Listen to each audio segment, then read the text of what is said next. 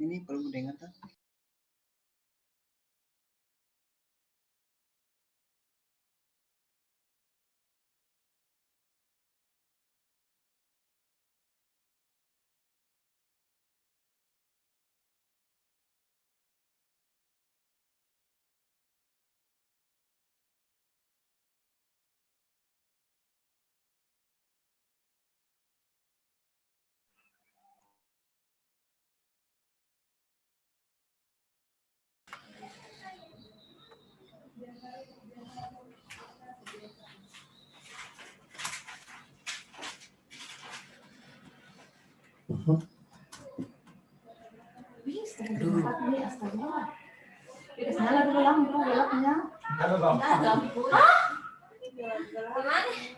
Apa namanya?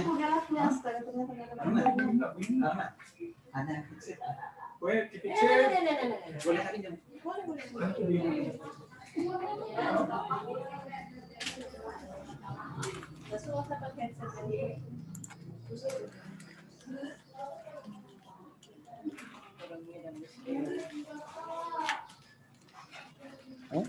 akan meminta kalau mau bicara. Apa bagus? Biasa begitu mas? Sebelah. Halo. Halo, Assalamualaikum Pak. Bapak Ibu yang sudah sempat bergabung dalam Zoom. Ya. Waalaikumsalam.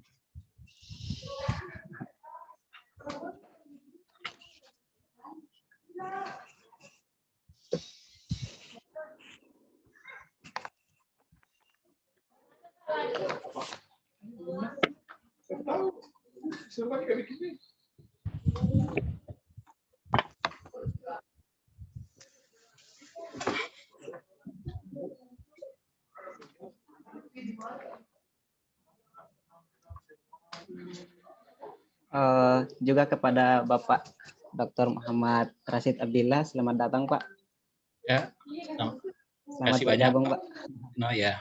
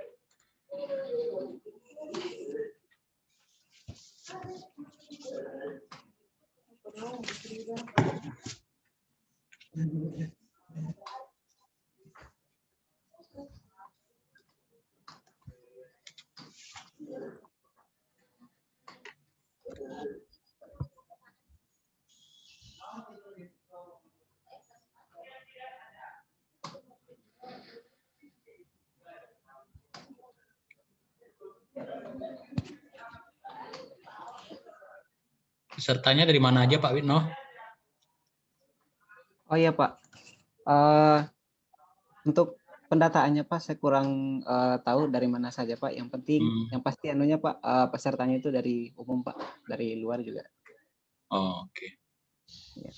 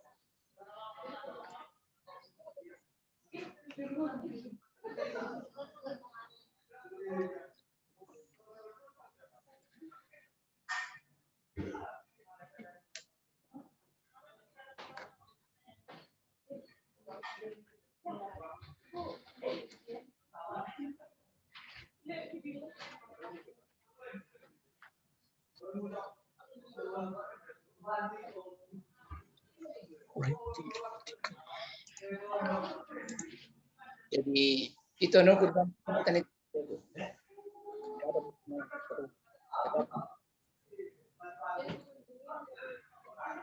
Caranya.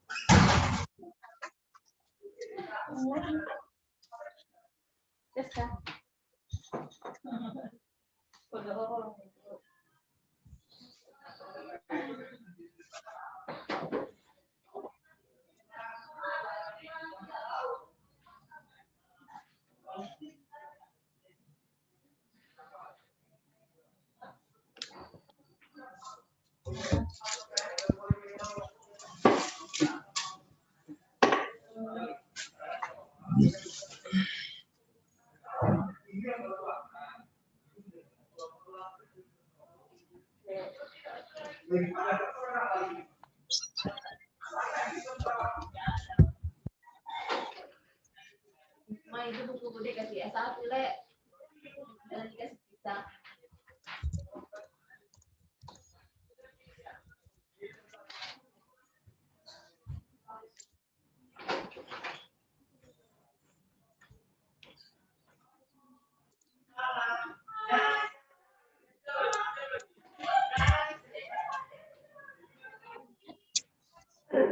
Kita menunggu sedikit, Pak. Boleh, nggak apa-apa.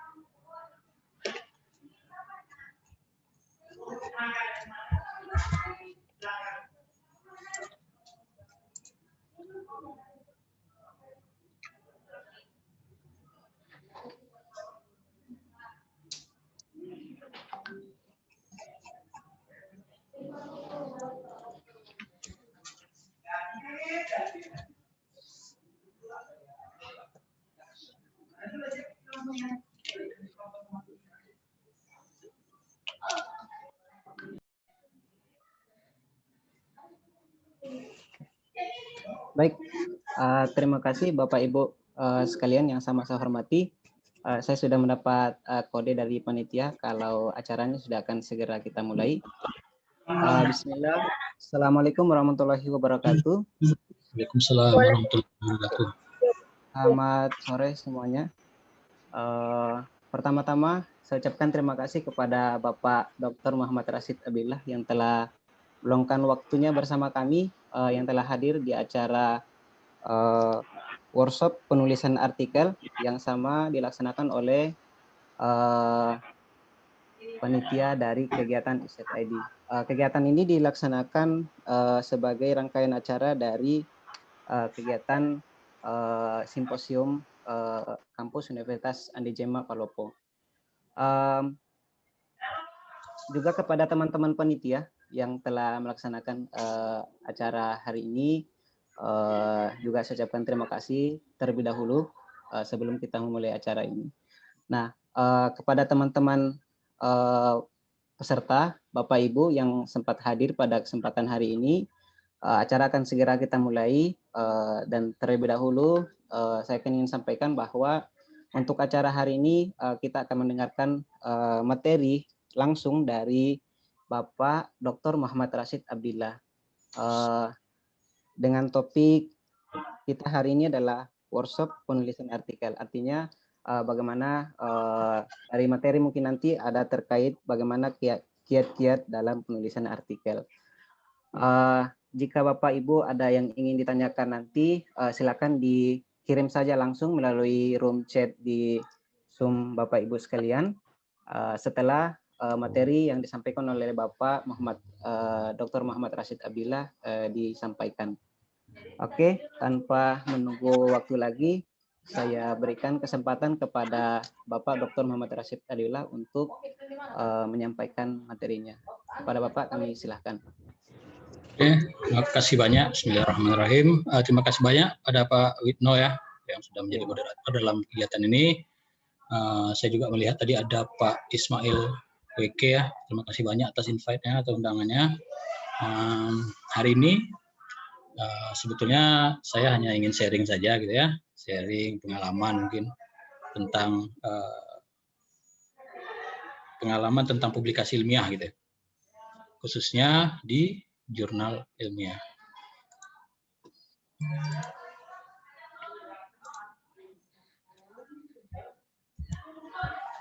Oke, sesuai dengan judul yang telah diberikan kemarin, yaitu Writing Article for a Scholarly Journal. Jadi sebelum saya mulai untuk sharing ya, saya tidak mau mengatakan memberikan materi gitu ya. Ini hanya sharing sebetulnya. Ini profil saya, nama lengkap saya Muhammad Rashid Abdillah. Saya bekerja di Universitas Lancang Kuning di Pascasarjana, khususnya di prodi Magister Manajemen. Di situ juga ada nomor kontak saya, nomor email, nomor WA, begitu juga dengan yang lain-lainnya gitu ya. Pendidikan S1 saya selesaikan di Pekanbaru, S2 di Jogja, dan S3 saya baru selesai kemarin di Tai University Taiwan. Riset interest saya itu mulai dari studi organisasi, manajemen umum, manajemen pengetahuan, kepemimpinan. Beberapa artikel saya sedikit masih ya, mungkin sebetulnya saya ini masih belajar sebetulnya mengenai publikasi ini. Hanya sedikit publikasi saya di beberapa jurnal ilmiah internasional gitu ya. Dan saya juga sampai saat ini masih belajar juga sebagai reviewer di beberapa jurnal internasional, yaitu dari Q1 sampai dengan Q4.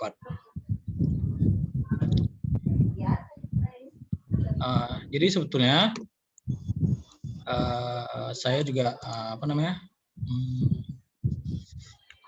agak sedikit bingung kalau seandainya diundang oleh beberapa universitas untuk memberikan materi tentang atau sharing tentang publikasi ilmiah, karena memang jujur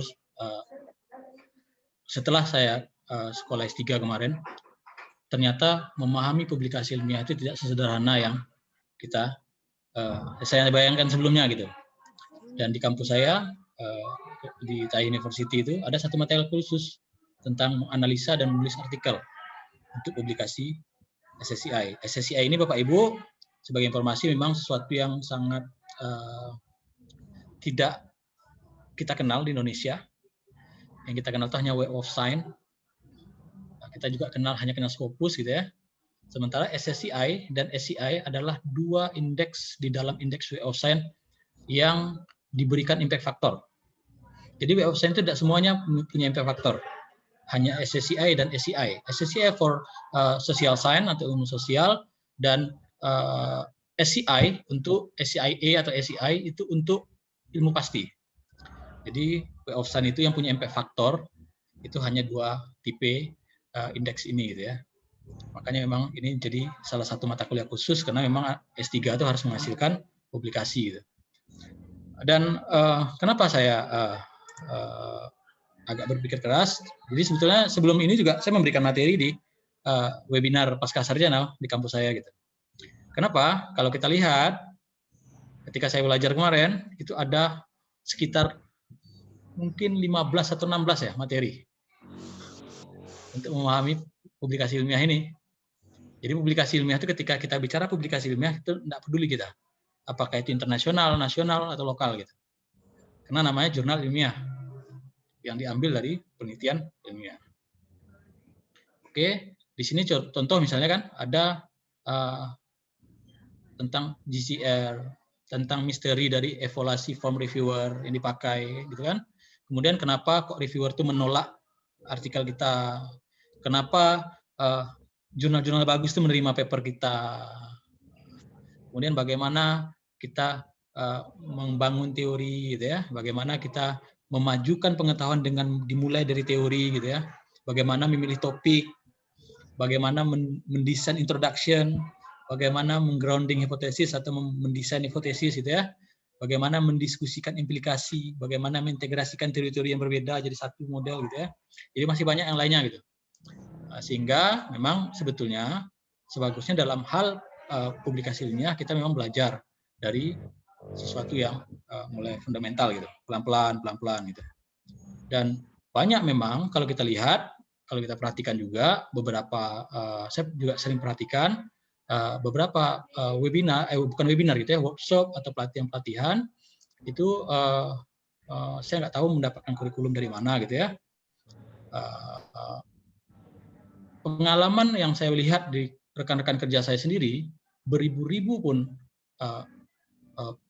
workshop yang diikuti, kalau tidak pernah memulai menulis, nggak ada juga manfaatnya gitu.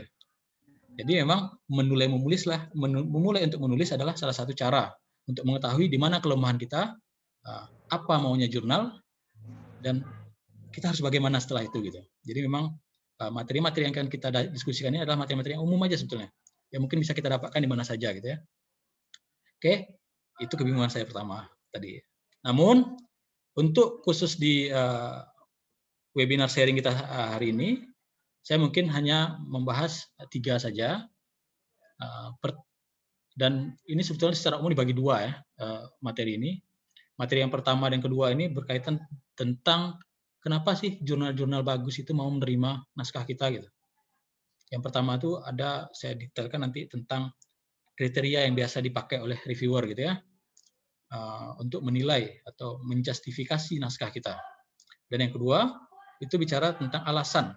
Nanti bicara elemen juga, mungkin agak lebih kurang hampir sama dengan yang pertama, cuma kita lihat 2 perspektif.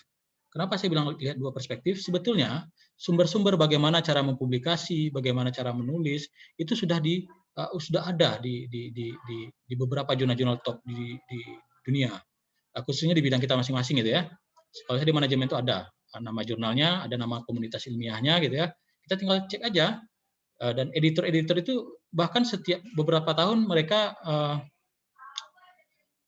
menulis tentang bagaimana cara publikasi yang benar, bagaimana cara mendesain introduction yang benar, apa yang diinginkan oleh si reviewer gitu, dan something like that lah gitu ya, dan lain sebagainya gitu. Jadi saya mengambil 2 materi pertama ini, itu pertama dari Academy of Management, itu termasuk jurnal top tier di bidang manajemen. Yang kedua saya ambil dari MIS Quarterly. Kalau orang sistem informasi mereka tahu itu jurnal MIS termasuk jurnal top di bidang sistem informasi manajemen. Dan terakhir nanti saya akan membahas sedikit tentang struktur dari artikel. Nah, sisanya nanti baru kita akan diskusi tanya jawab. Sebelum kita masuk membahas lebih lanjut tentang materi kita, ada hal yang perlu kita pahami mungkin. Bisa jadi audiens yang ada saat ini adalah para akademisi, baik itu dosen maupun mahasiswa gitu ya. Pertanyaan terbesar kita adalah apa sih peran universitas dalam masyarakat? Itu yang pertama kali. Itu untuk membentuk kerangka berpikir kita bahwasanya oh ya ternyata penting loh publikasi ilmiah gitu. Ada 3 secara umum sebetulnya peran universitas dalam masyarakat itu. Pertama itu menciptakan pengetahuan. Yang kedua menyampaikan pengetahuan itu sendiri. Yang ketiga menggunakan pengetahuan tadi gitu ya. 2 pertama menciptakan pengetahuan itulah proses dari riset, hasil dari riset, proses riset ya. Jadi hasil riset itu adalah sebetulnya pengetahuan. Dan yang kedua disseminating tadi atau menyampaikan pengetahuan itu bisa dalam 2 bentuk. Satu dalam bentuk publikasi, satu dalam bentuk mengajar. Nah, sementara menggunakan pengetahuan itu kita bisa mungkin dalam kita sendiri sebagai mungkin tadi pakai untuk seperti apa. Misalnya kalau orang manajemen dipakai jadi manajer gitu ya, itu bisa kita pakai pengetahuannya gitu ya. Jadi ini yang harus kita tanamkan bahwasanya memang creating knowledge itu adalah fungsi utama dari universitas sebagai sumber pengetahuan segalanya gitu. Jadi itu harus kita tanamkan dari awal. Kalau kita sudah paham tentang itu, maka kita tahu oh kita mau kerja apa gitu. Dan ini memang sudah dilakukan oleh beberapa universitas bagus di level di luar negeri sana gitu. Sehingga mereka memang publikasinya banyak. Karena memang itu fokus mereka gitu. Contoh sederhana saja, universitas yang bagus adalah harusnya ketika COVID-19 ini muncul, ada universitas yang mengumpulkan para researcher-nya. Jadi rektornya mungkin mengumpulkan researcher-nya, penelitinya, apa yang ingin kita lihat dari COVID ini? Karena COVID ini kan barang baru gitu. Apa efeknya kepada masyarakat? Apa efeknya kepada mungkin ya tergantunglah dari segala sudut pandang keilmuan gitu. Nah, itu universitas yang betul-betul yang sudah maju gitu ya. Oke, ini 3 peran penting dan 2 itu berkaitan dengan publikasi. Kenapa yang pertama berkaitan dengan publikasi? Karena proses riset, publikasi itu kan output dari riset sebetulnya. Artikel yang publikasi di jurnal itu adalah output dari riset. Oke. Yang kedua yang perlu kita pahami adalah audiens dari penelitian. Jadi ini, audiens dari penelitian. Secara general, audiens dari penelitian itu ada namanya komunitas ilmiah atau the scientific community, dan satu lagi adalah aktif practitioner atau praktisi-praktisi yang aktif menjalankan pengetahuan yang di dalam satu bidang, gitu ya. Nah, jadi kita harus pahami bahwasanya jurnal ilmiah itu adalah jurnal-jurnal yang memang diawasi dan dikontrol dan dijaga betul oleh para komunitas ilmiah. Sehingga fokus risetnya lebih kepada basic or academic or pure research. Sementara di sisi lain ada komersial dan applied research. Oke, ini kita harus pahami ini. Dan kita harus tahu juga apa orientasi dari basic atau academic research yang ada di universitas itu. Yang pertama itu tell us something we didn't know before. Berarti menceritakan atau memberitahu saya atau memberitahu kita apa sesuatu yang tidak kita tahu sebelumnya gitu. Yang dilakukan dengan cara yang betul-betul ilmiah gitu. Nah, sementara kan kalau di commercial research mereka nggak perlu teori, nggak perlu ilmiah itu nomor 2 gitu ya. Dan applied juga kombinasi sebetulnya antara komersial dan basic research. Jadi kalau kita sudah fokus pengen output kita itu adalah publikasi ilmiah, maka fokus riset kita adalah riset dasar atau kita kenal dengan basic atau academic research. Kalau memang fokusnya pengen publikasi ilmiah. Ini sengaja saya munculkan untuk memahami Bapak Ibu. Tadi rigor itu kan berkaitan dengan basic research, sementara relevance berkaitan dengan komersial atau applied research. Kita lihat bidang kita tuh kemana larinya gitu. Kita harus kenali dulu bidang kita ini kemana. Kalau bisnis atau manajemen, khusus di bidang saya, memang itu kita mengatur kepada kuadran Pasteur. Kita mengkaji ke kedalaman tentang pengetahuan itu sendiri, pemahaman fundamentalnya, dan juga kita memperkirakan bagaimana kira-kira penggunaan pengetahuan ini dalam dunia praktikal gitu. Jadi kita harus lihat, karena memang beberapa disiplin ilmu ini hanya fokus ke basic research saja gitu. Nah, ini yang perlu kita pahami. Selanjutnya Bapak Ibu, ini juga saya harus betul-betul luruskan sebetulnya ya. Dan banyak kekeliruan dari kita sendiri. Bagaimana sih sebetulnya proses publikasi itu sampai dia publis di jurnal gitu. Normalnya ketika kita melakukan penelitian, output dari hasil penelitian kita buat dalam paper dan kemudian kita kirim ke beberapa konferensi ilmiah gitu ya. Dan di konferensi ilmiah nanti akan istilahnya tuh digoreng gitu. Istilahnya tuh diberikan kritikan dan komen dari para audiens yang hadir pada saat itu. Makanya konferensi yang baik adalah konferensi yang sangat spesifik di satu bidang ilmu. Makanya kalau konferensi spesifik di satu bidang ilmu itu nilainya tinggi itu. Dan output dari konferensi itu adalah sebetulnya masukan-masukan, kritikan-kritikan agar paper kita tadi itu bagus dia kualitasnya. Berdasarkan masukan tersebut. Nah, namun permasalahannya adalah di Indonesia ketika kita konferensi kita paksa harus publis. Nah, itu yang sebetulnya ada kesalahpahaman gitu.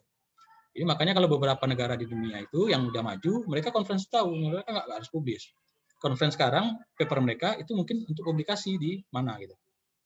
Jadi mereka dapatkan kritikan nanti mungkin mereka perbaiki atau penelitian mereka itu ada kekeliruan, mereka perbaiki gitu. Kembali lagi ke universitas sampai mereka bisa menyempurnakan penelitiannya. Ketika penelitiannya tadi sudah selesai diperbaiki sesuai dengan masukan dan kritikan, baru kita mencoba mengirim ke jurnal ilmiah. Sesampainya di jurnal ilmiah, nanti akan dicek oleh editor.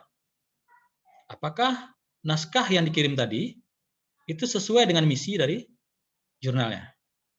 Ketika masuk, maka editornya akan mengirimkan ke beberapa reviewer. Kalau di jurnal-jurnal internasional biasanya 3 reviewer atau bahkan lebih.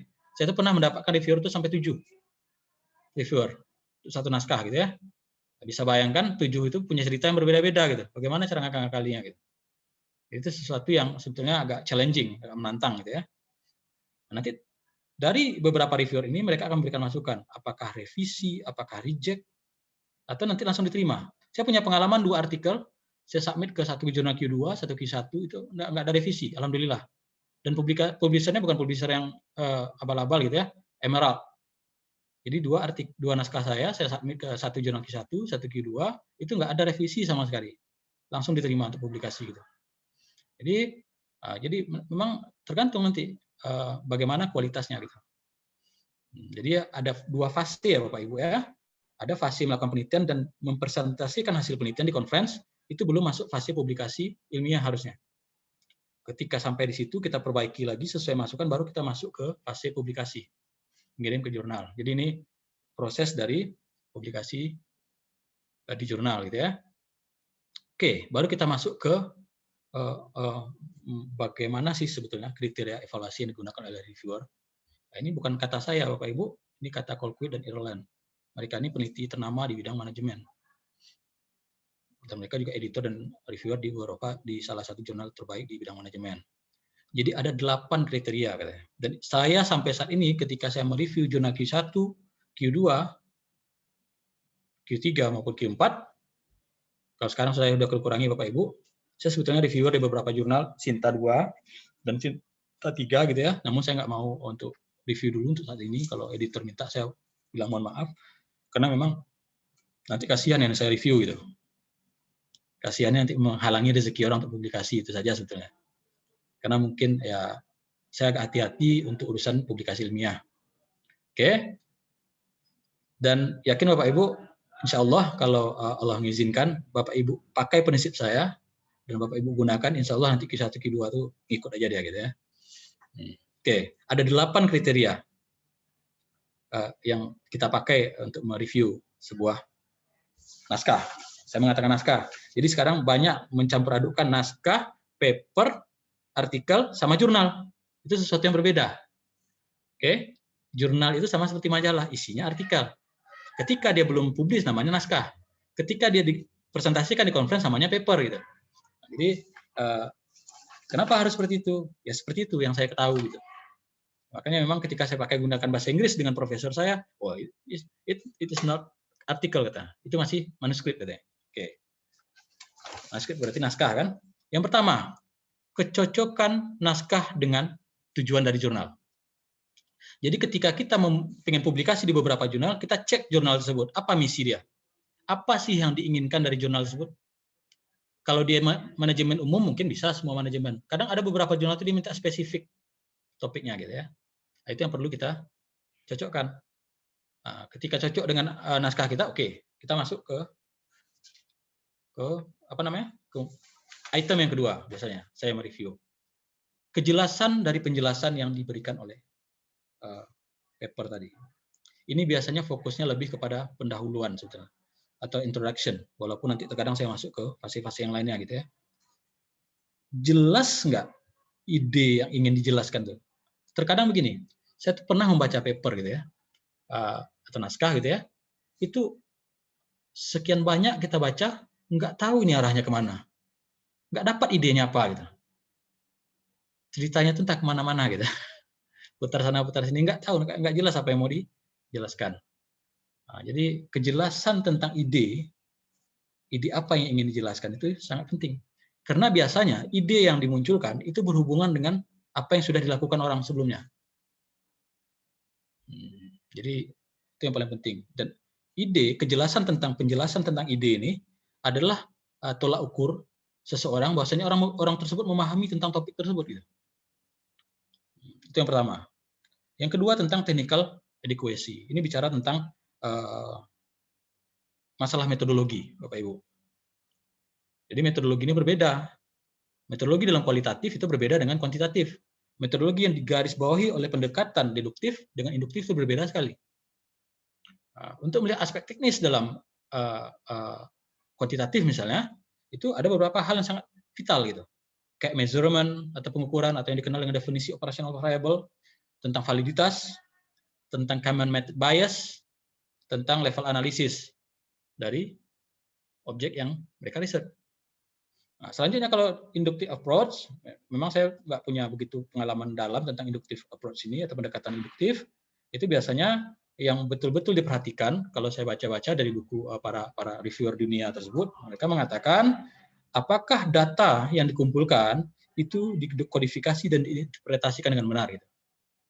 Nah, jadi lebih kepada standar-standar bagaimana mereka mengumpulkan data tadi, mungkin wawancaranya, mungkin dia pakai naratif, kan banyak tuh metode-metode yang digunakan dalam inductive approach gitu ya, dalam mengumpulkan data gitu ya.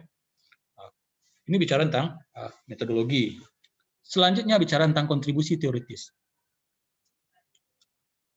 Saya selalu mengecek artikel ketika naskah gitu ya, itu tentang kontribusi teoritisnya.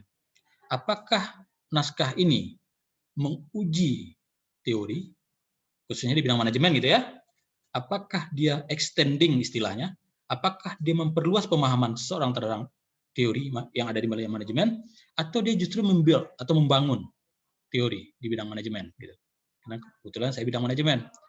Jadi kita harus pahami juga ketika kita ingin menulis, kita ingin berkontribusi di mana spesifiknya. Gitu. Selanjutnya, kontribusinya adalah berkaitan dengan empiris. Ini hubungannya dengan metodologi tadi, technical adequacy. Contoh misalnya, ketika saya membahas tentang kepemimpinan di Indonesia, mungkin belum ada kepemimpinan di Malaysia gitu ya.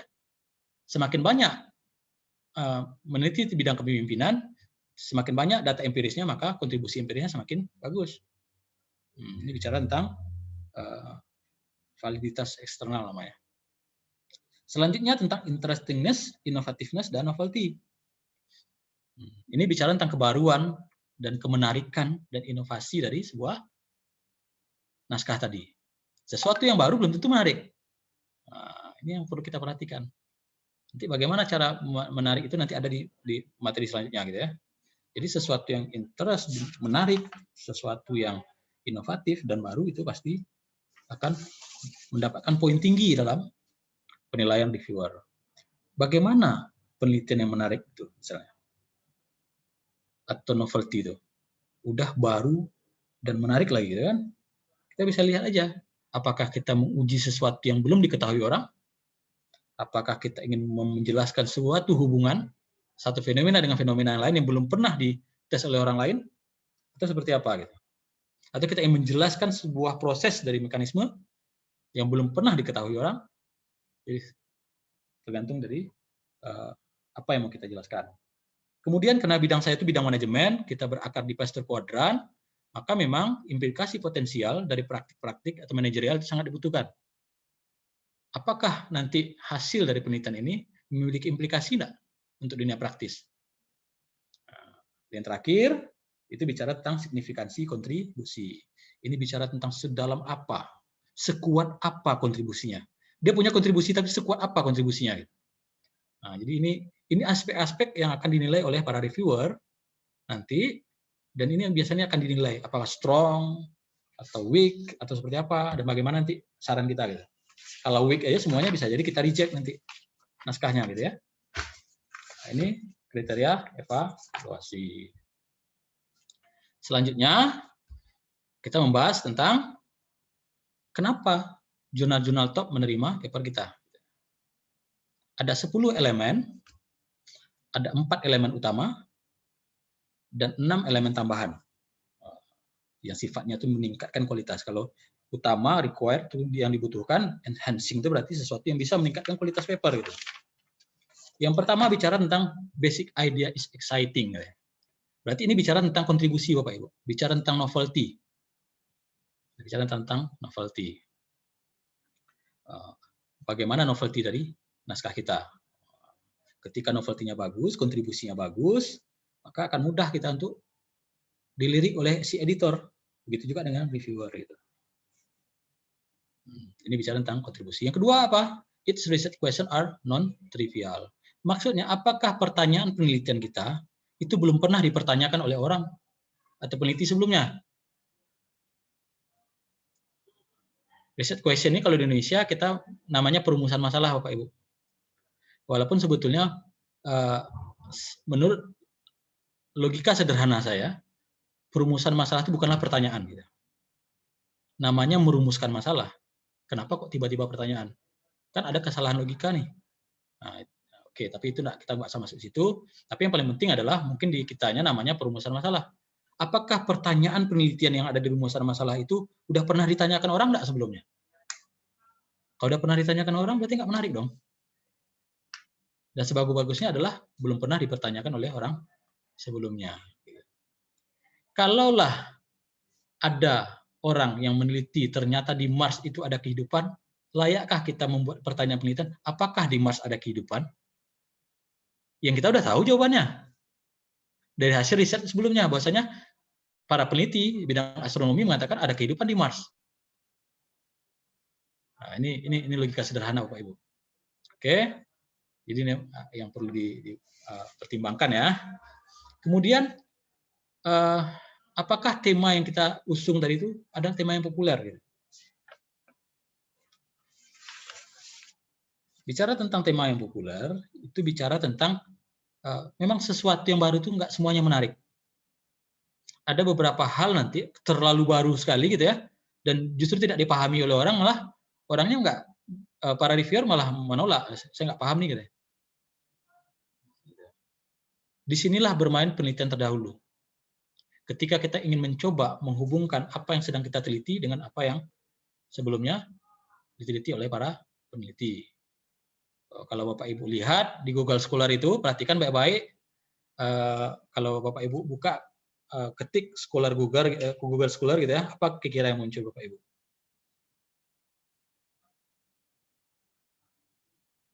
Stand on the shoulders of giant. Kita tuh berdiri di atas bahunya raksasa. Kita bisa muncul karena ada orang raksasa di bawahnya gitu. Raksasa itu penelitian terdahulu Bapak Ibu. Kita bisa buat kajian karena ada kajian sebelumnya gitu. Kita buat penelitian karena ada penelitian sebelumnya gitu. Dan inilah PR kita ketika kita melakukan penelitian, kita berupaya melihat apa yang sudah dikerjakan orang terdahulu gitu. Disinilah posisi penelitian terdahulu. Disinilah posisi bahwasanya artikel ilmiah itu penting dalam penelitian. Karena hanya artikel ilmiah yang memuat, walaupun ada beberapa buku yang memuat hasil penelitian ya, tapi kalau pengen lebih full kita melihat hasil penelitian, lebih enaknya di artikel ilmiah. Oke. Selanjutnya itu bicara tentang teori nomor 4 ini. Makanya ada istilah teori is king.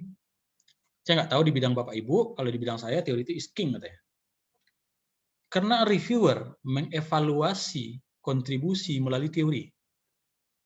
Ketika Bapak Ibu mengatakan bahwasanya teori yang saya pakai adalah teori X untuk menjelaskan fenomena ini, maka orang kenal teori tersebut. Oh, berarti ini sifatnya, kontribusinya berarti menguji teori ini. Atau memperdalam teori tadi yang sudah ada gitu. Sehingga butuh teori. Apa itu teori? Nah, ini harus saya luluskan juga. Sebagian para akademisi mengatakan teori adalah literatur, bukan. Literatur sama teori tidak sama.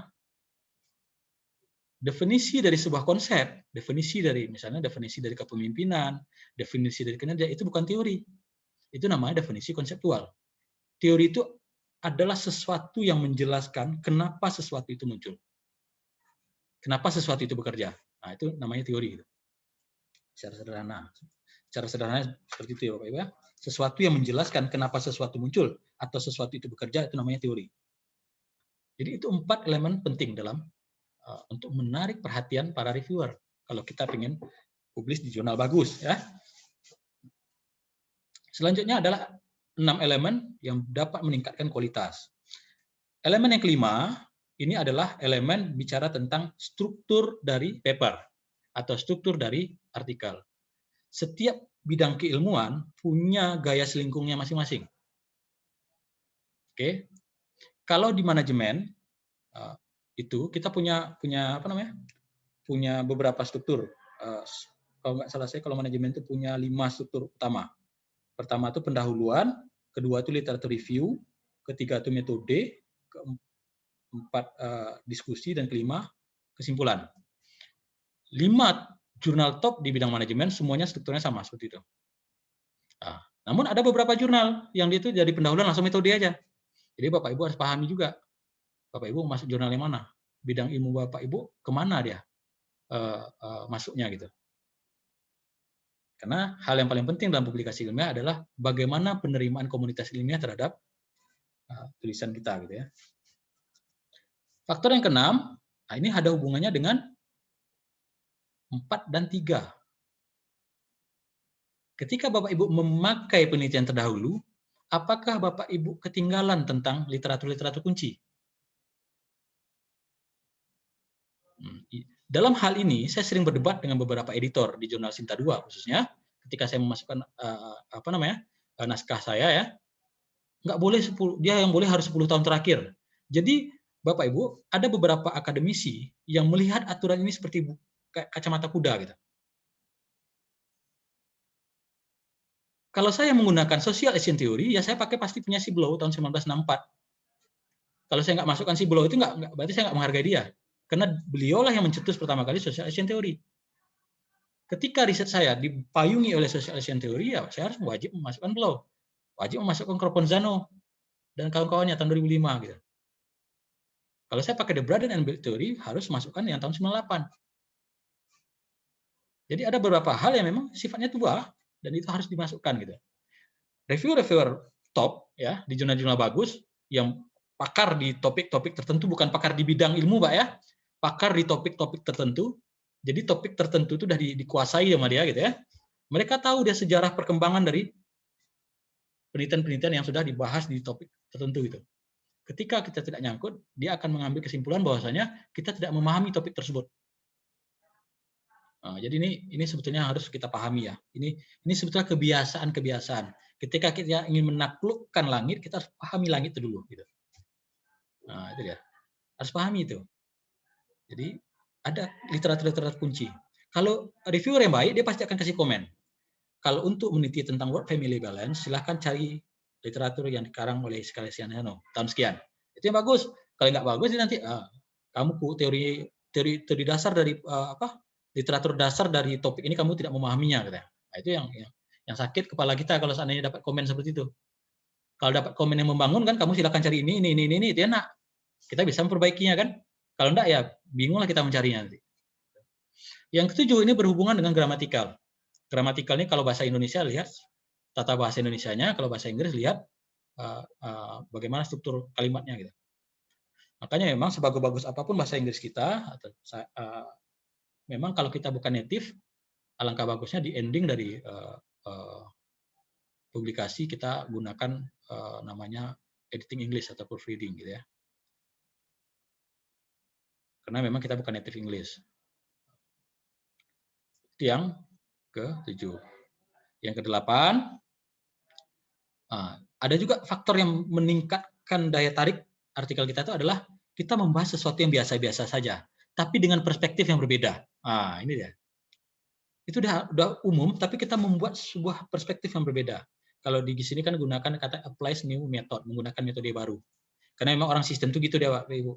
Dia sama-sama juga buka komputer misalnya, tapi tekniknya berbeda gitu. Itu sesuatu yang menarik. Tapi ini bisa dilogikakan atau dianalogikan bahwasanya ketika kita melihat fenomena yang sama, tapi dengan sudut pandang yang berbeda. Itu juga membuat sesuatu artikelnya atau naskahnya jadi menarik gitu.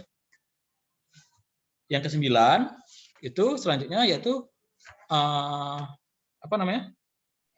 sesuatu yang kita tulis itu tidak terlalu kontradiktif dengan apa yang sudah diterima oleh komunitas ilmiah tadi. Karena ketika terlalu kontras nanti akan susah untuk untuk meyakinkan mereka bahwasanya kita ini memang betul gitu. Tapi bukan berarti nanti ketika ada perbedaan hasil, kita minder, enggak. Kita menulis dengan gaya yang elegan gitu. Jadi kalimat-kalimat yang dituangkan dalam tulisan ilmiah itu harus punya tata etika ya. Ketika kita ingin menyanggah penelitian sebelumnya, ada cara menjelaskannya yang berbeda. Ada sebagian orang dia kalimatnya kasar gitu. Dan ini salah satu pandangan reviewer ketika ada tulisannya kasar seperti itu, yang cenderung menyalahkan penelitian sebelumnya gitu ya.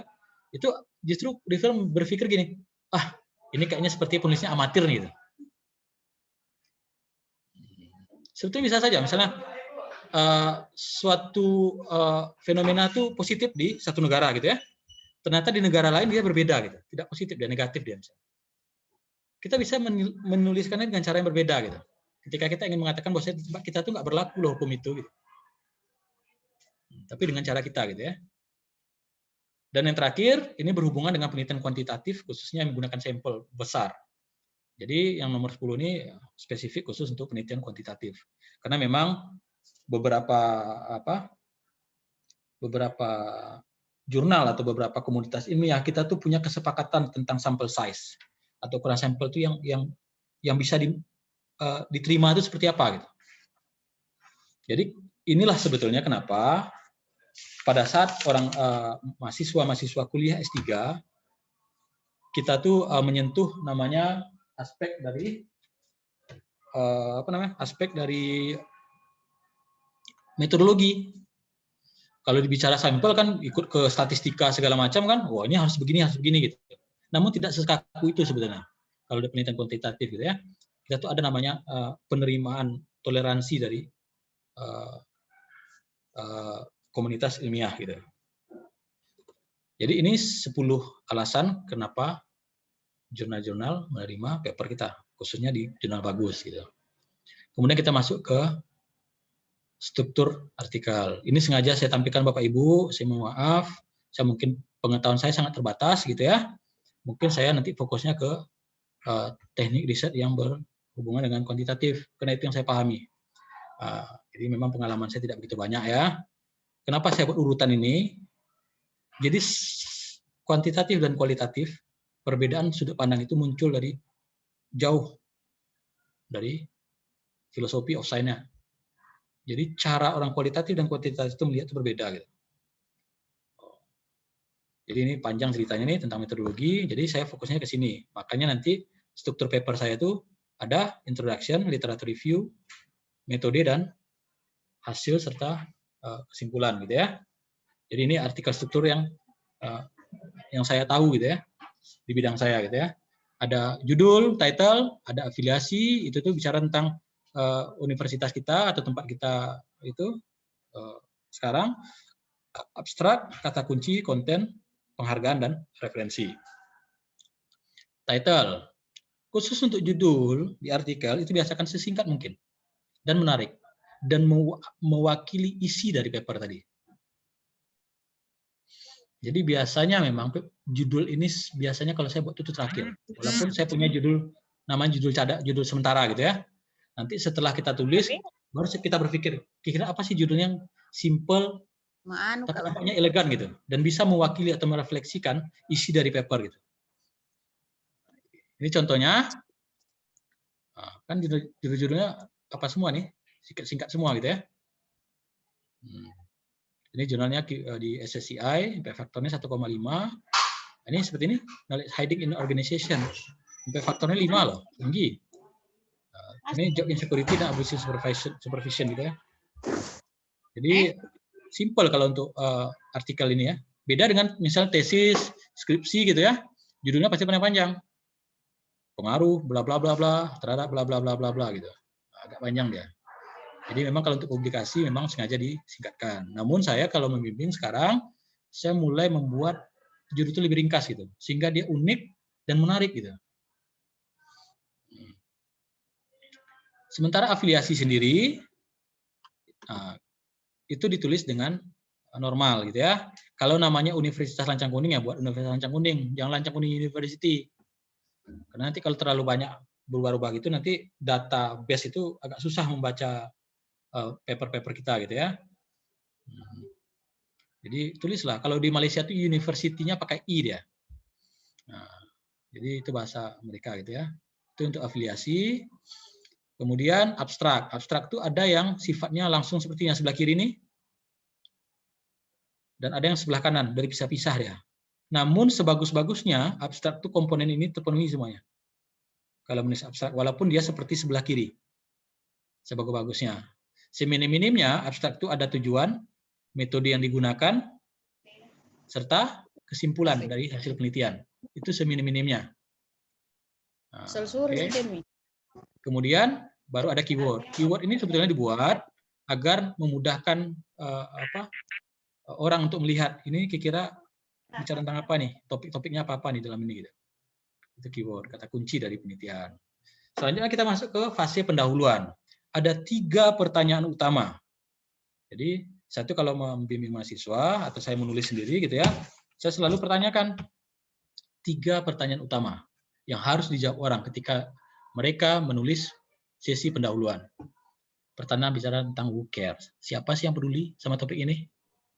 Tentu ini bicara tentang apakah penelitian ini atau kenapa penelitian ini penting dan menarik baik secara teoritik maupun secara praktikal.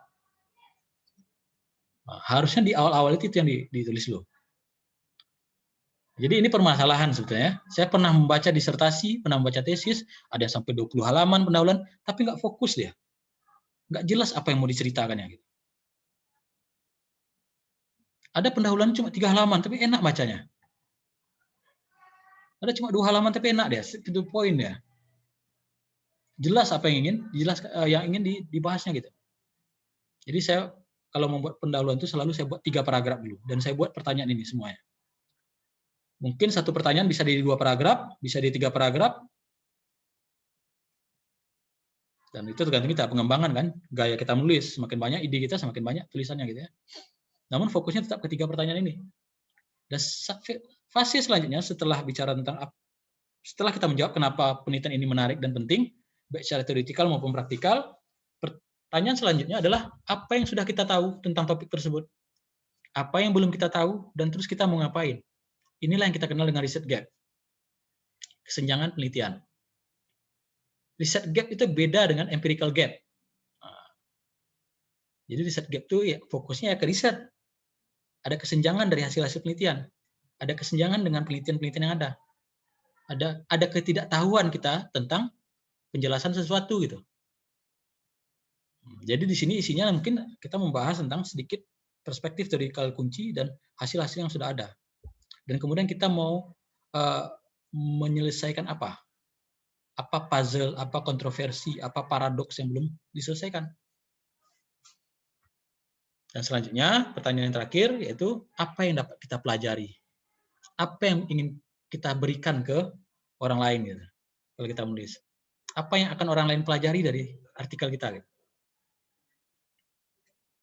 Ini 3 pertanyaan utama. Selanjutnya, literatur review. Itu ada 3 komponen utama. Pertama itu teori yang mendasari gitu ya, atau general theory atau underpinning theory. Yang kedua penjelasan tentang konsep atau variabel-variabel. Yang selanjutnya tentang menjelaskan kalau menggunakan hipotesis dia menggunakan apa sih logika dia sampai dia membuat hipotesis seperti itu gitu. Jadi itu harus dijelaskan. Selanjutnya metode. Metode ini menjelaskan 3 bagian utama, yaitu bagaimana cara kita mengumpulkan data. Harus kita jelaskan kenapa harus itu datanya. Jadi sifat ketiga-tiganya itu ada complete, clarity, dan credibility gitu. Kemudian bagaimana cara kita mengukurnya, bagaimana cara kita memotret yang kita pelajari itu. Riset itu sifatnya duality, ada penjelasan teoritis dan ada mengkonfirmasi data empiris gitu. Bagaimana cara kita melihatnya? Namanya nih operasionalisasi, konstruk, atau measurement. Yang kemudian data apa yang kita pakai dalam analisanya nanti gitu. Jadi ini 3 bagian utama di metode. Selanjutnya hasil, diskusi, dan conclusion. Di diskusi kalau hasil sudah jelas ya, bagaimana hasilnya itu yang kita tuliskan gitu ya. Kemudian seksi diskusi atau pembahasan gitu ya. Umumnya khususnya di manajemen itu ada 3 elemen utama dari pembahasan itu. Pertama, kita membahas tentang implikasi teoritis. Kita menghubungkan apa yang kita kerjakan ini dengan apa yang sudah dikerjakan orang yang lalu gitu. Nah, jadi ini implikasi teoritis, ini hubungannya dengan pendahuluan tadi. Kemudian implikasi manajerialnya apa, praktikalnya apa, dan ini yang terakhir yang sangat-sangat jarang saya lihat di artikel-artikel di Indonesia. Keterbatasan dari studi. Penelitian atau naskah yang bagus adalah naskah yang mengenal tentang kelemahan dari naskah tadi. Sehingga dari kelemahan tadi barulah muncul saran untuk penelitian selanjutnya. Nah, jadi ada yang salah paham memang sarannya banyak. Kalau di manajemen itu saran praktis dia. Harusnya saran untuk penelitian selanjutnya, bukan saran untuk perusahaan. Karena saran untuk perusahaan itu sudah ada di implikasi manajerial. Nah, jadi ini harus betul-betul dipahami gitu ya. Nah, kemudian ketika selesai kita membuat pembahasan, membuat conclusion atau kesimpulan ini juga, kesimpulan ini sifatnya nggak begitu banyak ditulis, tapi dia bisa merefleksikan apa yang sudah kita capai gitu. memang agak sedikit challenging membuatnya. Kalau di artikel itu cuma satu paragraf saja, tapi isi semua gitu. Bagaimana penelitian kita yang kompleks tadi bisa kita buat sederhana dan kita ceritakan di satu paragraf simpulannya. Dan itu menjawab apa yang sudah kita janjikan di pendahuluan. Nah, itu dia. Jadi semua itu berkaitan gitu. Sehingga makanya di materi yang terakhir adalah kita tuh harus memberikan atensi yang banyak ke seksi pendahuluan sama seperti kita memberikan perhatian baik itu di sisi teori, metode dan hasil gitu ya. Karena conclusion section explain what it all means. Bayangkan. Karena kesimpulan itu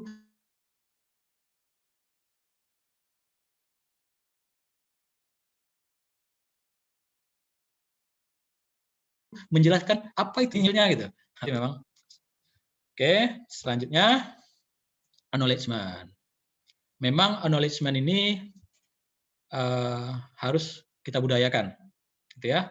Ketika kita di sidang tesis, seminar proposal atau disertasi, itu kan kita punya penguji.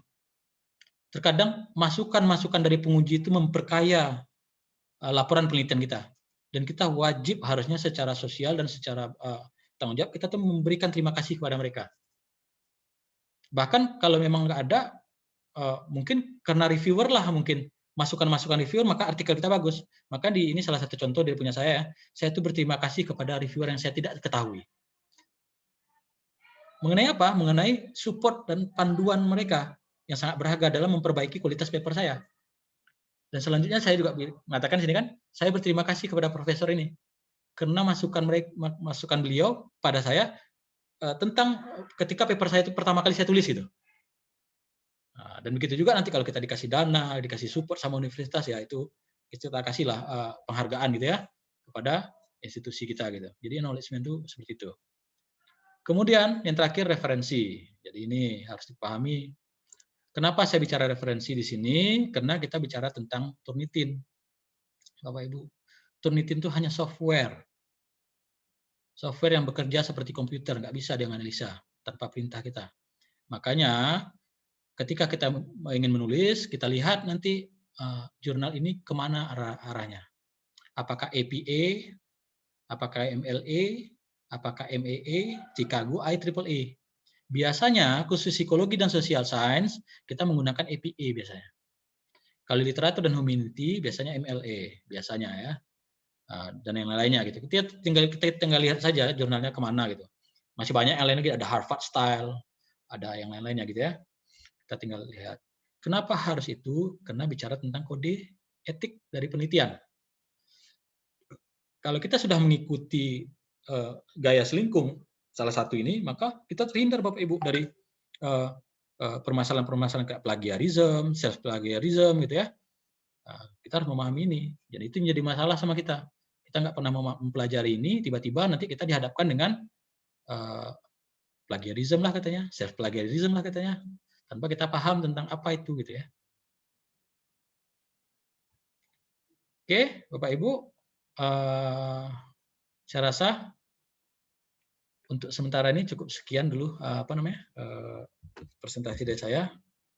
Mungkin nanti bisa dilanjutkan dengan tanya jawab ya. Untuk sementara ini saya terima kasih banyak dulu karena dikasih kesempatan untuk memberikan sharing gitu ya pengalaman saya mengenai tentang publikasi ilmiah. Saya kembalikan kepada Bapak Wigno sebagai moderator. Baik, terima kasih Bapak Dr. Muhammad Rashid Abdillah atas sharing atau bagi saya bukan cuma sekedar sharing Pak. Ini betul-betul luar biasa Pak dari materi kita hari ini Pak. Kebetulan kami juga sebagai selaku pengelola jurnal juga di sini Pak, jadi menjadi input buat kami untuk kedepannya dalam lebih kepada profesional dalam pengelolaan jurnal di sini Pak. Terima kasih Pak. Dari saya pribadi tuh Pak. Juga kepada teman-teman yang atau Bapak Ibu sekalian yang sudah mendengarkan materi kita hari ini, kami membuka kesempatan untuk yang ingin bertanya secara langsung atau melalui kolom chat di room chat Bapak Ibu sekalian, kami persilahkan. Oh ya, Ini Pak, kita langsung dapat pertanyaan Pak pertama nih. Dari Bapak Didik Haryono Pak. Pertanyaannya, mohon dijelaskan tentang self plagiarism. Apakah mensitasi artikel sendiri termasuk self plagiarism? Ya, pertanyaan Pak. Mungkin langsung saja Pak ya. Dipersilakan. Oke, Bapak Ibu, sebetulnya untuk bicara tentang etik ini, saya itu di Taiwan itu belajar 18 bab. Itu salah satunya self plagiarism atau plagiarism. Ketika kita mensitasi diri kita sendiri itu enggak self plagiarism. Cuma pertanyaannya, seurgensi apa kita mensitasi penelitian kita sendiri gitu? Apakah ingin memperbanyak sitasi atau bagaimana gitu? Atau memang nggak ada lagi, memang itu tujuannya ke sana gitu. Cuma itu sumber satu-satunya sumber gitu. Mungkin di Indonesia hanya itu penelitiannya Pak. Ya nggak masalah. Selagi tata caranya tadi benar, contoh misalnya di APA itu bagaimana pengaturannya? Mengkutip seperti apa? Kutipan langsung seperti apa? Quote seperti apa? Ya, selagi dia mengikuti aturan ya nggak masalah. Yang sering bermasalah adalah self plagiarism, khususnya di kasus-kasus gitu ya. Risetnya satu, dibuat artikelnya banyak. Kalau nggak pandai bermain kata-kata di sana, maka nanti akan jatuh self plagiarismnya. Karena mungkin 50% dari kata-kata yang ada di artikel 1 muncul dari artikel 2. Ada salah satu kasus seperti itu. Jadi salah satu kawan saya, ketika kami mengajukan ujian disertasi VIVA ya, itu kami berdua mengajukan, kawan saya nggak lulus. Karena memang 2 artikel yang dia tulis, itu 50% yang bersama. Gitu. Dan memang akhirnya satunya dieliminasi gitu. Self plagiarism itu maksudnya ya kita mengutip, biasanya kita mempecah-pecah penelitian tuh. Makanya muncul dari self plagiarism tuh. Nah, kalau kita mengutip diri kita nggak ada masalah. Saya juga sering mengutip diri saya gitu. Kenapa saya mengutip diri saya? Salah satunya gini, mengumpulkan data khusus kuesioner di Indonesia itu tidak agak begitu rumit.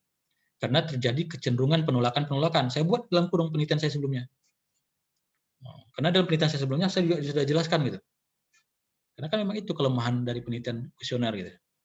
Kita mau minta orang jadi responden, mereka nggak mau dan kita nggak bisa paksa.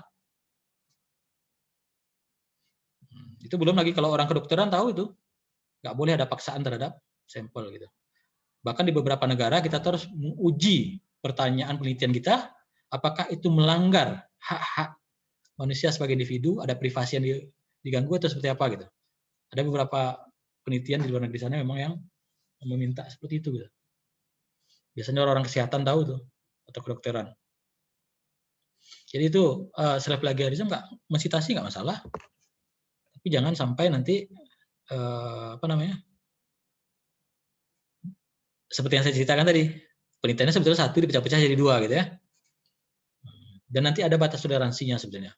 Bisa saja mungkin pada saat awal kita mengumpulkan data itu banyak, kemudian kita uji model dengan data tersebut, dan yang data lain kan belum kita masukkan. Ketika kita uji model pertama, muncullah model 1 gitu kan. Kemudian ketika kita ambil data sisanya, kita uji model lagi, ternyata bisa muncul model yang lain lagi gitu. Setelah kita gabungkan mungkin bisa muncul model yang lain lagi, itu lain lagi ceritanya gitu ya. Intinya self plagiarism adalah ketika ada kesamaan dari apa yang sudah kita tulis dan kita copy paste bulat ke artikel kita yang baru. Nah, itu baru self plagiarism namanya. Dulu memang, ya mohon maaf sebelumnya saya juga pernah melakukan ya. Dulu memang di kita ini bangga sekali punya satu penelitian bisa punya publikasi banyak gitu. Tapi setelah saya mendapatkan satu mata kuliah tentang riset etik, saya mulai memahami. Jadi memang di riset etik itu Bapak Ibu ada beberapa materi ya. Ada tentang falsifikasi, ada tentang plagiat, ada tentang yang lain gitu ya. Dan termasuk self plagiarism salah satunya. Bagaimana memposisikan urutan penulis gitu ya. Itu sebetulnya ada etikanya gitu. Kapan orang bisa diajak jadi namanya ada di artikel gitu ya. Bagaimana menghitung kontribusi orang dalam itu, dalam menulis bersama gitu ya. Nggak sembarang numpang-numpang nama aja, ghostwriter. Mentang-mentang saya, Pak Rasid hebat tuh saya masukkan ada di artikel saya, nggak seperti itu. Apa kontribusi Pak Rasid itu nanti gitu. Apa sih kontribusi saya gitu. Makanya memang beberapa akademisi profesional ketika kita minta join nulis sama kita, dia tanya kontribusi saya apa. Kalau nggak ada, mereka akan nolak. Next time ya, nanti ketika papernya masih mentah baru kita diskusi gitu ya. Kalau papernya sudah jadi, ya mohon maaf. Gitu ya. Kalau tinggal submit saya nggak bisa gitu ya. Nah, ada yang seperti itu profesionalnya gitu. Mungkin saat ini itu belum begitu menjadi hal sensitif ya di tempat kita, tapi di negara-negara maju itu sudah menjadi hal sensitif gitu. Dan saya yakin suatu saat itu akan menjadi hal sensitif di negara kita gitu. Karena memang saya perhatikan, saya ada beberapa grup WA. Ini ada artikel mau publish di Scopus, siapa yang mau masuk penulis 1, 2, 3 katanya. Ini bahaya nih. Kalau sempat saya capture, saya kirim ke Dikti, besok nanti artikel yang terbit dengan judul sama itu bisa kita klaim itu bukan milik dia gitu. Karena prosesnya kita kan coba. Kan kita bisa capture, kita kirim ke Kemendikbud kan. Kita buat laporan bisa aja. Cuma kan kita nggak mau kan. Di Indonesia ini kita kan tenggang rasa kita terhadap sesama rekan itu kan tinggi. Nah, itu kelebihan kita orang Indonesia, Bapak Ibu. Kita nggak mau, walaupun kawan kita salah, terkadang kita susah untuk menegurnya gitu. Karena tadi tenggang rasa tadi. Oke, saya rasa mensitasi diri sendiri itu nggak self plagiarism. Tapi mengcopy paste semua mungkin sekian persen dari itu ya plagiarism. Kalau kita mensitasi dengan cara yang betul, sesuai dengan standarnya, nggak akan kena self plagiarism kita. Karena kan yang baca Turnitin nanti itu. Oke, saya rasa itu saja untuk pertanyaan tadi. Kalau memang masih ada tanggapan, silakan. Ya, baik Pak. Terima kasih Pak atas paparan dari terkait bagaimana jika kita mau melakukan self plagiarism, mengutip tulisan kita sendiri gitu ya. Oke Pak, mungkin ya dari yang bertanya tadi, terima kasih Pak untuk pernyataannya. Berarti mungkin sudah jelas Pak ya. Oke, ada pertanyaan selanjutnya Pak. Ini dari Bapak Sukriming. Pertanyaannya ya, salah satu cara meyakinkan reviewer adalah menjelaskan penelitian dengan cara berbeda. Nah, ini mungkin kepada reviewer ini pada saat kita kan ya mendapatkan hasil review ya Pak dari artikel kita itu bagaimana itu Pak? Mungkin pertanyaannya seperti itu ya.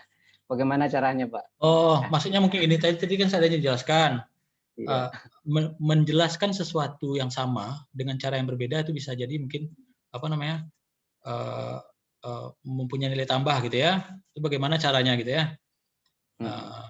Jadi gini Bapak Ibu, penelitian kepemimpinan itu kan biasa kalau di manajemen. Tapi ketika saya meneliti tentang menghubungkan kepemimpinan tertentu dengan kinerja itu sesuatu yang biasa Bapak Ibu.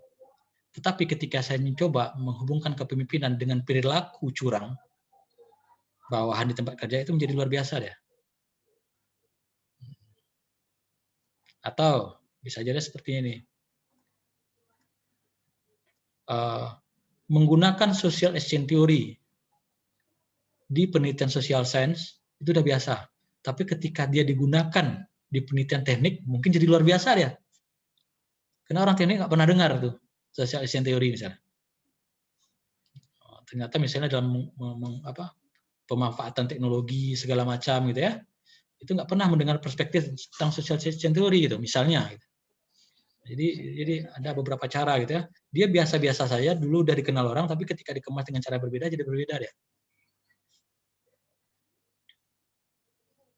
Itu maksudnya Bapak Ibu. Saya rasa itu untuk sementara jawabannya. Apabila masih kurang itu masih bisa ditanyakan kembali gitu ya. Itu persepsi saya gitu. Iya, mungkin saya mau bertanya langsung kepada penanya Bapak Sukriming. Mungkin bagaimana Pak? Mungkin ada sanggahan ataupun ingin mempertanyakan kembali Pak?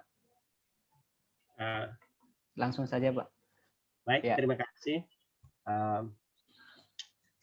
Terima kasih Pak Rasid. Saya sebetulnya dari eksakta atau penelitian kualitatif. Sehingga ketika kita ingin kuantitatif, eksakta saya, bukan dalam penelitian kualitatif. Saya dari agroteknologi, pertanian. Sehingga kalau kita ingin menjelaskan sebuah penelitian dengan sama sebelumnya dengan cara berbeda itu agak rumit menurut pemahaman saya. Karena yang ada itu tidak terlalu banyak teori yang ada, tetapi berpatokan pada hasil-hasil penelitian sebelumnya. Jadi ketika ada penelitian kita akan menjelaskan dan mengkaitkan penelitian sebelumnya, kemudian kita melihat apakah ada perbedaan itu. Sehingga agak sulit saya memahaminya ketika menjelaskan sesuatu yang sama dengan cara yang berbeda. Nah, itu maksud saya, Pak Rashid. Maksudnya mungkin seperti ini, Pak. Ketika menanam tanaman dengan metode A dan dikenal oleh orang, ternyata menanam tanaman tersebut bisa menggunakan metode yang lain, Pak. Sehingga metode yang lain itu orang nggak tahu gitu. Dan tanaman itu sudah terkenal sama di literatur, misalnya menanam pohon ini itu metodenya seperti ini gitu.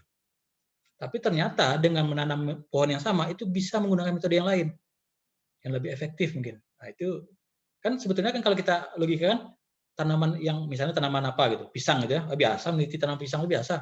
Tapi ketika dia digunakan teknik ini itu jadi luar biasa ya gitu. Nah, disitulah muncul kebaruan kita, Pak, kontribusi kita. Ketika kita bercerita tadi, saya kan juga tadi saya baca kebetulan Bapak bicara tentang gap ya. Kita bisa menjelaskan di sana, ternyata menanam pisang pakai metode B itu belum ada yang menjelaskannya. Orang hanya kenal tuh A sama C. Sementara keakuratan menanam pisang dengan metode B itu lebih efektif. Nah, kita buktikan nanti, Pak, dengan data kita. Jadi itu sebetulnya bicara tentang gap tadi gitu.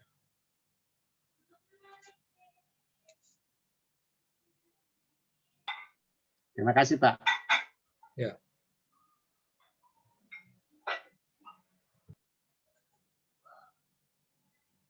Suaranya Pak Witno nggak kedengaran. Baik, terima kasih Bapak atas jawaban ataupun penjelasan terkait pertanyaan dari Bapak Sukriming. Ini ada pertanyaan dari peserta, Pak. Apakah materinya boleh di-share, Pak, di akhir acara atau bagaimana, Pak? Bisa, langsung di sini aja. Oh iya. Boleh, Pak. Assalamualaikum. Pak, sepertinya ada yang ingin bertanya secara langsung, Pak. Boleh, Pak ya? Boleh, Pak. Boleh, Pak. Silakan, Pak. Oke, silakan, Pak, yang ingin bertanya langsung, Pak. Ya, Assalamualaikum warahmatullahi wabarakatuh. Waalaikumsalam warahmatullahi wabarakatuh. Terima kasih, Pak moderator. Langsung saja kepada Bapak Muhammad Rashid. Ada yang menarik bagi saya dari penjelasan Bapak. Mudah-mudahan satu ide bahwa biasanya para orang-orang hebat kita dalam membimbing, dia meniadakan literatur-literatur yang sudah tua. Itu yang banyak saya jumpai, sehingga memaksa kita menggunakan hal-hal yang baru. Menurut hemat saya, ini tidak ada berkesinambungan antara awal, pertengahan, dan akhir dari penelitian dilakukan oleh seseorang. Padahal harusnya berkesinambungan.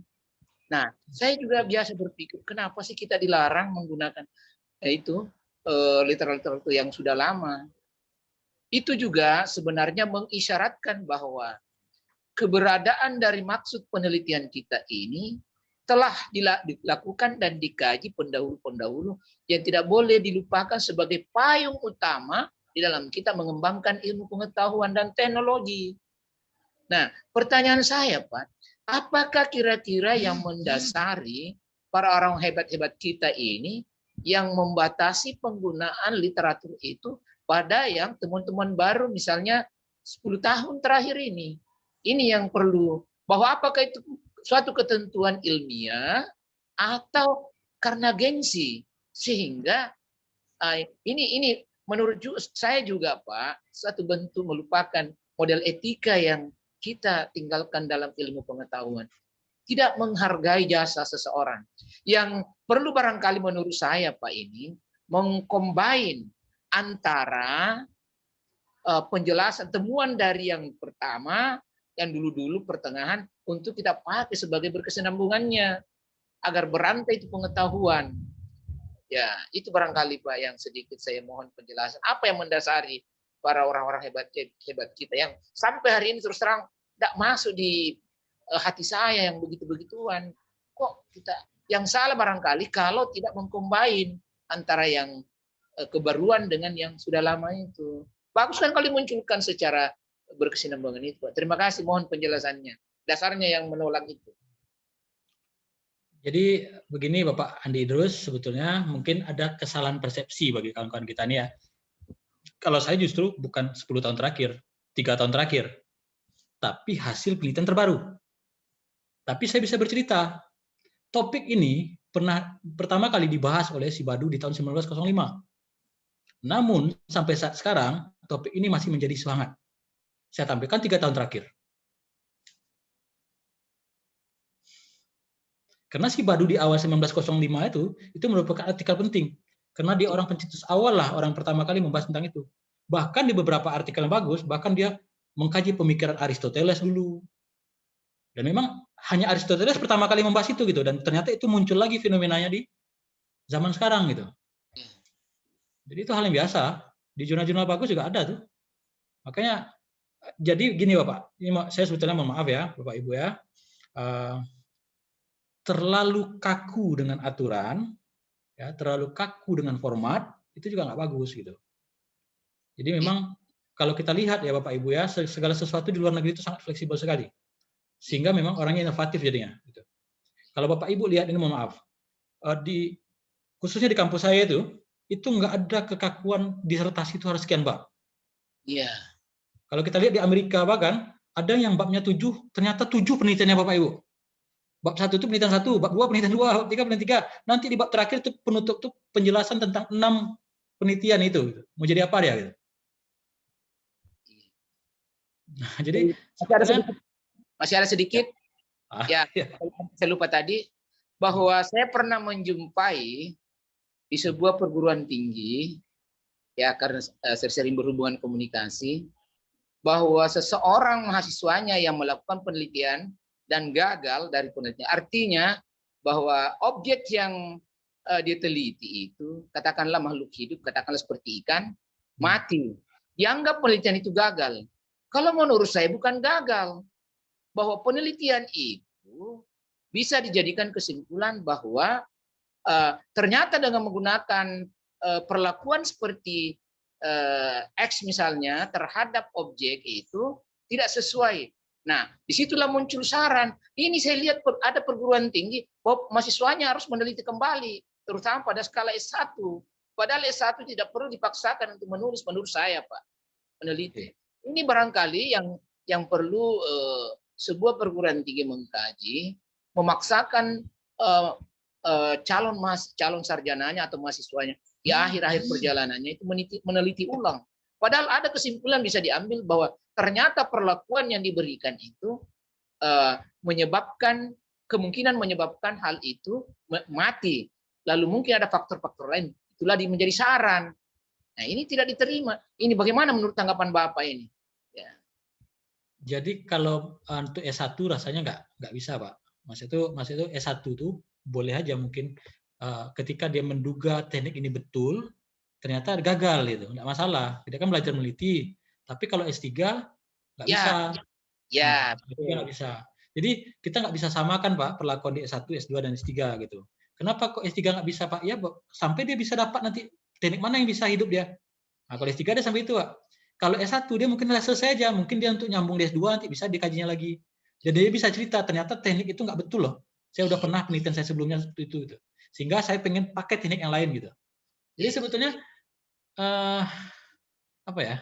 Kalau saya pribadi sebetulnya sih fleksibel aja. Dan tidak semua yang dihipotesiskan itu harus terbukti Bapak Ibu. Iya. Nah, bisa saja hipotesis kita salah, mungkin ya karena memang ada beberapa editorial mengatakan, jadi sebelum kita melakukan penelitian dan membuat hipotesis, alangkah bagusnya kita menyiapkan argumentatif yang berlawanan. Jadi kalau seandainya nanti ada hasil yang berbeda, kita sudah menyiapkan kekuatan argumentatif itu. Kenapa kok hasilnya berbeda gitu? Nah, jadi paling kita nanti mengarahkan ke situ saja ke anak-anak itu. Ini nggak masalah sebetulnya. Jadi maaf ya, sedikit tambahan bahwa Kecil saya suaranya, kecil suaranya. mempertanyakan itu sampai hari ini saya pribadi hanya mengajar sebatas di S1, Pak. Jadi fokus saya ke S1 itu. Dan saya dapatkan ketika saya masih mahasiswa ada teman saya mengalami begitu, lalu dia harus meneliti ulang. Dan itu di tahun-tahun berikutnya pun berlanjut oleh peneliti-peneliti baru. Dan saya dapat informasi seperti itu. Saya dalam hati saya kok kenapa semesti ini? Kalau sudah S2, S3 ya mutlak itu. Ya, itu barangkali Pak. Terima kasih atas penjelasannya. Saya rupanya alhamdulillah pada hari ini saya satu ide dengan Bapak. Terima kasih. Assalamualaikum warahmatullahi wabarakatuh. Waalaikumsalam warahmatullahi wabarakatuh. Baik, terima kasih Bapak Andi Idrus atas pertanyaannya dan beberapa penyampaian-penyampaian juga terkait dari apa yang dirasakan selama ini. Baik Bapak Ibu sekalian, karena waktu kita dijadwalkan itu sampai jam 5.30 waktu Indonesia Tengah ya. Kalau mungkin kalau bagi Pak Dr. Muhammad Rashid Abdillah mungkin di sana masih 4:30 Pak ya. Ya.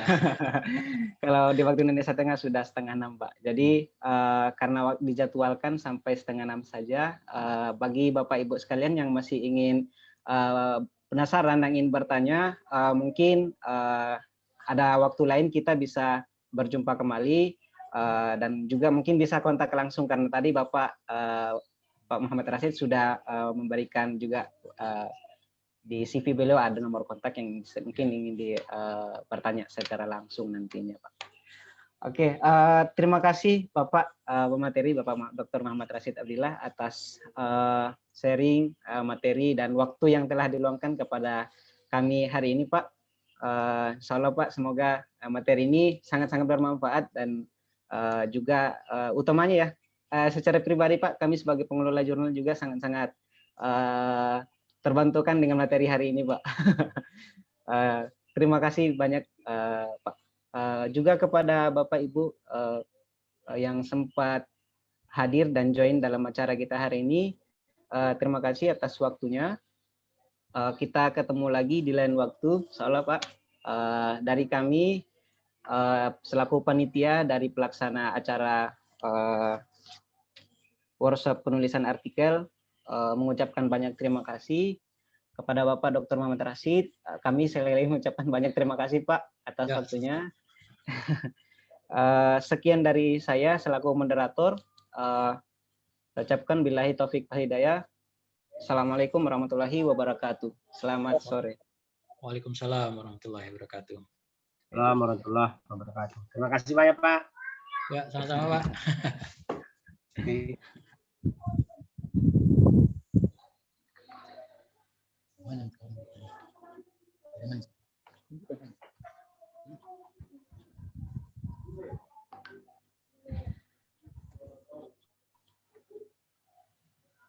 Oke, saya live Pak. Silakan. Ya, terima kasih Pak. Terima kasih.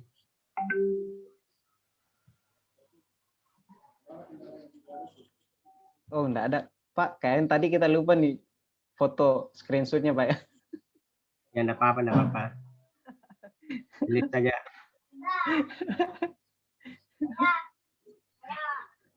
Ayah, kau terakhir itu kamu.